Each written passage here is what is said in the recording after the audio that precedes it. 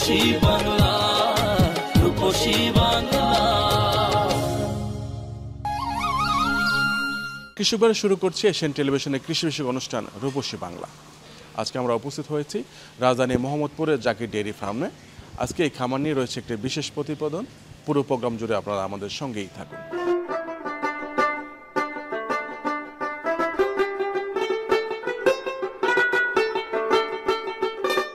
দিন দিন বাংলাদেশে খামারের সংখ্যা বেড়েই চলছে। বিশেষ করে শিক্ষিত তরুণ যুবকরা এই খামার ব্যবসার সঙ্গে যুক্ত হচ্ছেন। আরও একটি ব্যাপার লক্ষ্য করা গেছে, বিশ্বের বিভিন্ন দেশে আমাদের বাংলাদেশি যুবকরা চাকরি করার পর ওইখান থেকে বিশেষ অভিজ্ঞতা নিয়ে বাংলাদেশে এসে খামার ব্যবসার সঙ্গে যুক্ত হচ্ছেন।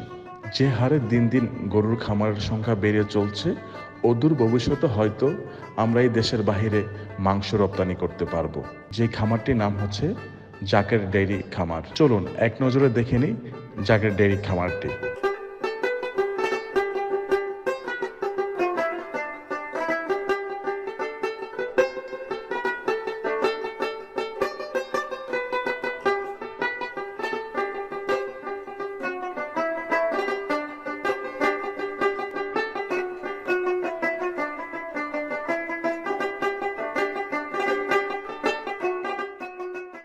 গ্রামের মতো শহরে খামার গড়ে তোলা খুবই কষ্টসাধ্য একটি ব্যাপার। বিশেষ করে বাসস্থান এবং খাবার দুটোর সংকট চরম পর্যায়ে।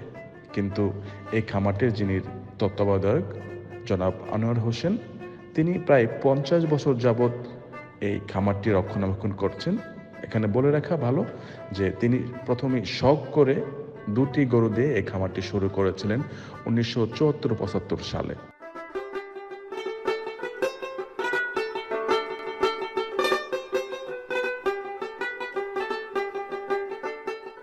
তিনি মনে করেছিলেন যে আমি আমার সন্তানকে যেই গরু লালন পালন করব, এখান থেকে দুধ খাওয়াবো। বলা যায় শখ করে তার লালন পালন আস্তে আস্তে তিনি বাণিজ্যিক খামার গড়ে তুলেছেন। সেই 2টি গরু থেকে এখন কয়েকশো গরু তার এই খামারে।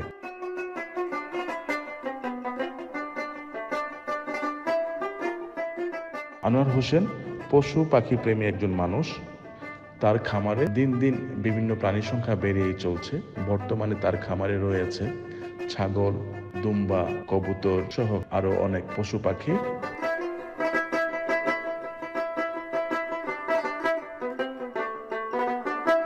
নিচতলায় গরু খামার, দোতলায় গরুর খামার এবং তৃতীয় তলায় রয়েছে এই ছাগলের খামার। এখানে পাশাপাশি গারল রয়েছে এবং এখানে যে ছাগলগুলো রয়েছে দেখতে খুবই সুন্দর এবং স্বাস্থ্যগত দিক থেকে যদি বলি খুবই হৃষ্টপুষ্ট। এখানে যিনি দায়িত্বে আছেন, আমরা এখন ওনার সঙ্গে কথা বলছি।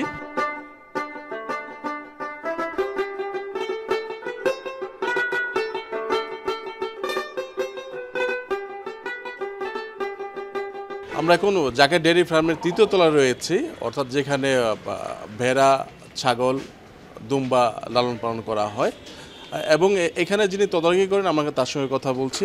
কেমন আছেন? আল্লাহ রাখছে ভালো। নাম কি আপনার? আমার নাম আলম। আলম ভাই, আলম ভাই, আমরা তো তার আগেও আপনার সাথে কথা বলেছি, আপনি এখানে ছিলেন। তো এখানে এবার দেখতে পাচ্ছি যে আপনাদের এখানে অনেকগুলো গারল আছে। তার আগে গারল আমরা দেখি নাই। তো ছাগল এবং গারল যদি আমরা লাভ বলি, লাভজনক কোনটা আসলে লালন পালন করা? লালন পালন লাভের মধ্যে এটা আর কি খরচ কম, খরচের মধ্যে ডাক্তার কম লাগে, ছাগলের ডাক্তার বেশি লাগে। ছাগলের মানে ডাক্তার বেশি, ছাগলের কি রোগটা বেশি হয়? রোগটা বেশি হয়। আচ্ছা, ছাগলের কি কি রোগ হয়? ছাগলের রোগ হয় পাতলা বেগানো হয়, পেট ফাঁপে। আচ্ছা, আর গারলের খুব বেশি রোগ হয় না? রোগ হয় না। এগুলো যে এখানে আনছি না, ওর পাশে 10 টাকা খরচ করে নিয়ে ওষুধ খাওয়াই নিয়ে গিয়ে ওই ছাগলটা ওষুধ খাওয়াই। ওই ছাগল ওই যে পাওয়া দুঃখ পাই সে উঠে সেরে এমনি ওই আরও সুই মারতেছি, 3 দিন ধরে সুই মারতেছি। আচ্ছা, চিকিৎসা করতেছি, এরকম চিকিৎসা করতে হয় না। আর ছাগল তো বছরে 2বার বাচ্চা দিয়ে থাকে। 2বার। আর গারল বছরে কয়বার বাচ্চা দেয়? 2বার। 2বারই। 2বার।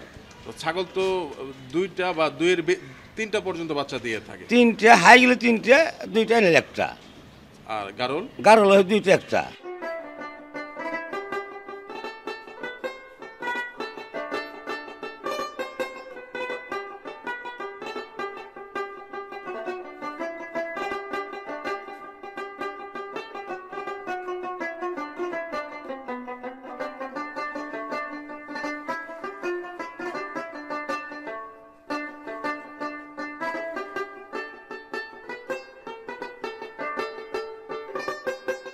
দর্শক আসলে একটু পরিশ্রম করলে যে আসলে কেমন ফল পাওয়া যায় আপনারা দেখতে পাচ্ছেন যে জাকের ডেইরি ফার্মে এখানে উপরে কিছু কবুতর লালন পালন করা হয়। আমরা দেখতে পাচ্ছি যে এখান থেকে কিছু বাচ্চা উঠানো হয়েছে, বাহ খুবই সুন্দর এবং ওজনও ভালো।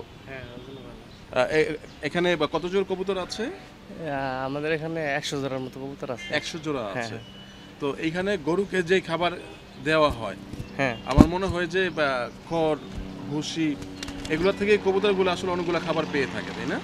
জি, তারপরে গেলে আমাদের গম আছে, ঠিক আছে, গম ভুট্টা তারপরে তো ভাঙ্গা। অতিরিক্ত কিছু খাবার লাগবেই। হ্যাঁ হ্যাঁ তো এটা মনে হয় যে আসলে একটু পরিশ্রম করাতে আসলে এই বাচ্চাগুলি জি আমরা পাচ্ছি, তাই না? জি। তো এই কবুতরের নাম কি? বোম্বাই। বোম্বাই না?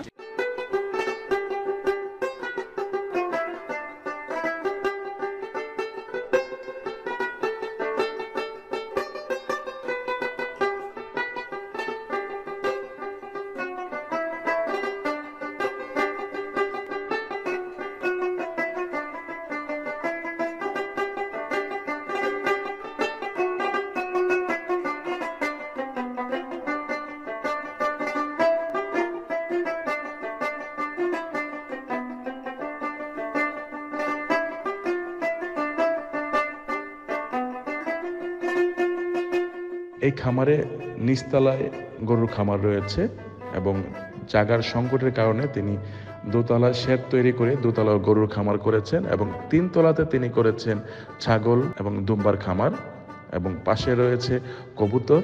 তিনি কিন্তু পাখির প্রতিও তার যথেষ্ট ভালোবাসা রয়েছে। তার এখানে অনেকগুলো কবুতর রয়েছে বিভিন্ন জাতের এবং কিছু পাখিও রয়েছে। এই মুহূর্তে আমরা অবস্থান করছি জাকের ডেইরি ফার্মে। আপনারা দেখতে পাচ্ছেন যে এখানে অনেকগুলা গরু রয়েছে, মানে এটা হচ্ছে আমরা দোতলায় অবস্থান করছি, নিচতলায় রয়েছে এবং বাহিরেও রয়েছে। এখন গরুগুলো আসলে রেস্টের সময়। এখান থেকে আমরা যতটুকু জেনেছি যে এখানে দৈনিক 3 বেলা দুধ দোহন করা হয়, এর মাঝখানে এখন দ্বিতীয়বার গরুগুলো থেকে দুধ দোহন করা হয়েছে। তো একটি আদর্শ খামার বলতে যা বোঝায় পুরোপুরি গুণাগুণগুলি এই জাকের ডেইরি ফার্মে রয়েছে। এখানে যেমন পরিষ্কার পরিচ্ছন্ন যে ব্যাপারটি রয়েছে, মশামাছি নিধনের যে ব্যাপারটা রয়েছে, এখানে মশামাছি আমাদের চোখে এখনও পড়েনি। তার মানে এটা সার্বক্ষণিক এখানে তদারকি করা হয় এবং সেই সাথে গরুগুলার খাবারও নিয়মিত দেওয়া হয়। আমরা দেখতে পাচ্ছি যে এখানে অনেক খাবার রয়েছে, যার যখন মনে চায় খেয়ে নিচ্ছে এবং খাবারের সঙ্গে পানি মিশ্রিত করা আছে। খাবার এবং পানি এটা 24 ঘন্টায় এখানে মনে হয় থাকে। আসলে আমরা যারা গরুর ফার্ম নতুন অবস্থায় দিয়ে থাকি, আমরা কিন্তু অনেকগুলো ব্যাপারে সাবধানতা অবলম্বন করি না। সেটা হচ্ছে পরিষ্কার পরিচ্ছন্নতা। পরিষ্কার পরিচ্ছন্নতা অন্যতম একটি ব্যাপার একটি গরু ফার্মের জন্য এবং একটি আদর্শ ফার্মের জন্য। এখানে এখানে যে গরু উঠা বসা করে, সেটা দৈনিক অনেকবার একটি গরু উঠা বসা করে, সেই জন্য এখানে প্লাস্টিকের শীট দেয়া আছে, যেটা এখন অবশ্য গ্রাম এলাকায় তো চোখে পড়ে। তো আপনারা যদি কেউ গরুর ফার্ম দিতে চান তাহলে অবশ্যই আপনাদের এই ব্যাপারগুলি মেনে চলতে হবে।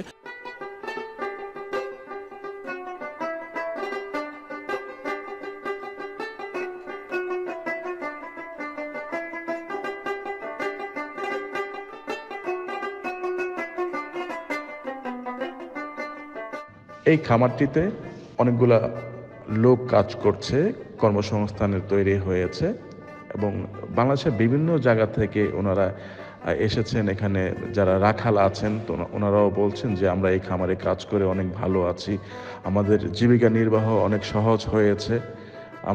আমাদের মালিক আমাদের সবসময় খোঁজ খবর রাখে এবং ঠিক আমরাও একইভাবে এখানে যে গরু ছাগলগুলো আছি আমরা আমাদের নিজ হাতে অতি যত্ন সহকারে ওদেরকে লালন পালন করি।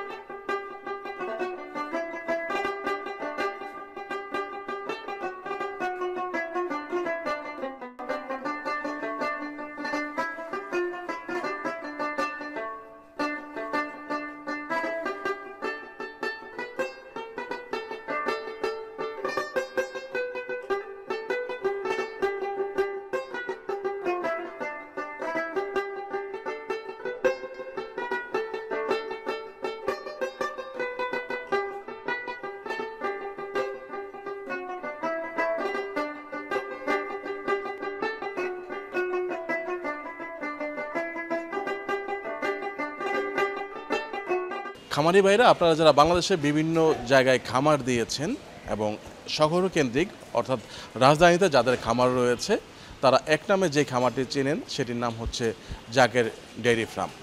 আমরা এখন কথা বলছি জাকের ডেইরি ফার্মের স্বত্বাধিকারী আনোয়ার সাহেবের সঙ্গে। কেমন আছেন? আলহামদুলিল্লাহ।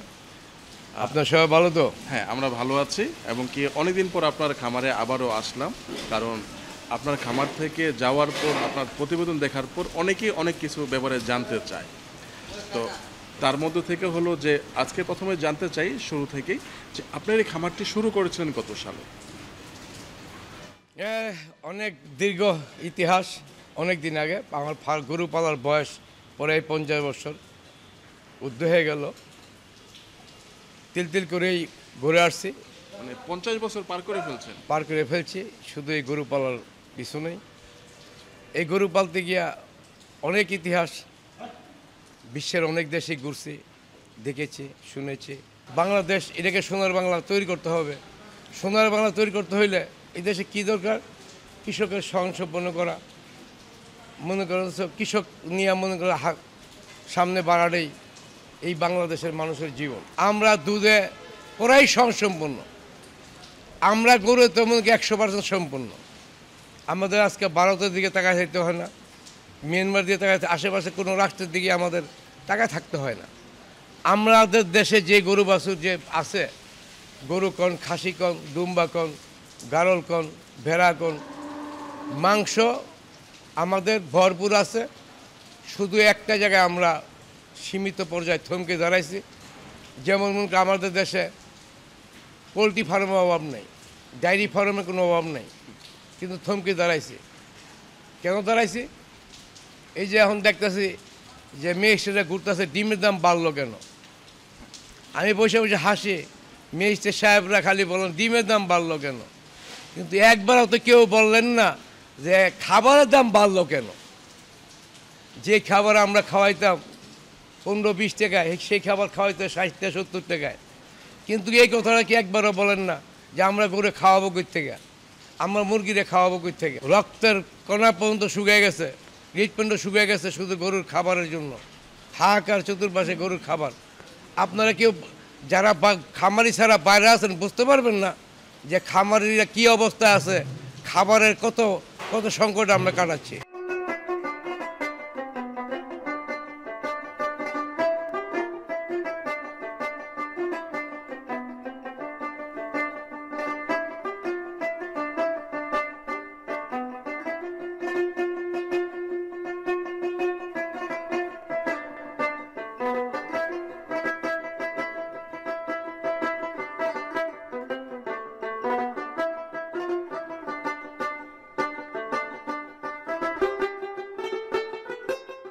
দর্শক, আপনারা যারা আমার এই প্রোগ্রামটি নিয়মিত দেখে থাকেন, আপনি লালমনিরহাটের একজন আমাকে খুব জোর করে জিজ্ঞেস করেছিলেন যে আপনি আনোয়ার ভাইয়ের কাছ থেকে জানতে চান যে আপনি 10টি গরু দিয়ে একটি খামার শুরু করেছিলেন এবং আপনারা স্বামী স্ত্রী দুজনই ওই খামারে শ্রম দিয়েছিলেন, কিন্তু আপনারা সফল হতে পারেননি। তার মধ্য থেকে আপনাদের 2টা ষাঁড় ছিল, 4টি দুধের গরু ছিল।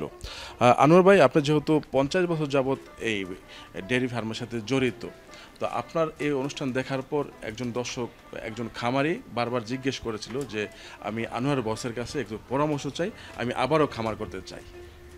দেখুন, যে মনে করেন এখন বর্তমানে খামার করতে গেলে কী পর্যায়ে মনে করেন সব বাধার সম্মুখীন হইতে হয়, সেই কথাটা না বলে নাই। প্রথমে তো হইল যারা নতুন খামার করেন তার খাবারটা বাছাই করতে পারেন না, ভালো মানের খাবার নিজেরা চিনেন না, এবং মনে করেন যেটা সস্তা পান সেটাই খাবার। আজকে মনে করেন যে ভালো মানের গরু সংগ্রহ করতে পারেন না, যে কোন গরুটার লাইফ কেমন হবে, কোন গরুটার দুধ কেমন হবে, ওর বাচ্চা হলে বাচ্চাটার গোদ কেমন হবে সেটা নির্ণয় করতে হবে। ভালো মানের বীজ গাভীরে দিতে হবে, ভালো মানের গাভী ক্রয় করতে হবে, ভালো মানের খাবার ক্রয় করতে হবে, এবং মনে করেন যারা পুরানা রাখাল তাদেরকে চিহ্নিত করতে হবে যারা গরু সম্বন্ধে বোঝে। যদি মনে করেন আপনি নিজেও বোঝেন না, বা মনে করেন রাখাল রাখলেও বোঝে না, তো এই খামার আপনি দূরে রাখতে পারবেন না কখনো না। যেহেতু নেই আপনার মনে করেন 1 নম্বরে মনে করেন খাবার নির্ণয় করতে হবে, 2 নম্বরে মনে করেন আপনার রাখাল নির্ণয় করতে হবে, দ্বিতীয়তে গরু বাছাই করতে হবে। এই 3টা ধাপ পূরণ করতে হবে। এই খামারটি দর্শকদের চাহিদার কথা বিবেচনা করে এখান থেকেই দুধ বিক্রি করছেন এবং আশেপাশে যারা আছেন খাঁটি দুধ পাওয়ার জন্য সবাই এখানে ছুটে আসেন এবং খাঁটি দুধ পেয়ে থাকেন। এবং আনোয়ার হোসেন আরও মনে করলেন যে আমার এখানে যেহেতু প্রচুর দুধ হয় তা আমি দর্শকদেরকে আরও কি খাঁটি খাওয়াতে পারি, সে উদ্দেশ্যে তিনি তার নিজ হাতে গড়ে তুলেছেন একটি মিষ্টির কারখানা, যেখানে তিনি বিভিন্ন ধরনের মিষ্টি বানাচ্ছেন এবং এখানে দর্শকরা এসে নির্দ্বিধায় ভালো জিনিস নিয়ে যাচ্ছেন। কৃষক ভাইরা, আপনার খামার, ফসলের মাঠ কিংবা আপনার বাগানের কৃষি সংক্রান্ত যে কোনো তথ্য এবং পরামর্শের জন্য আপনারা আমাদের সঙ্গে যোগাযোগ করতে পারেন 01717988588।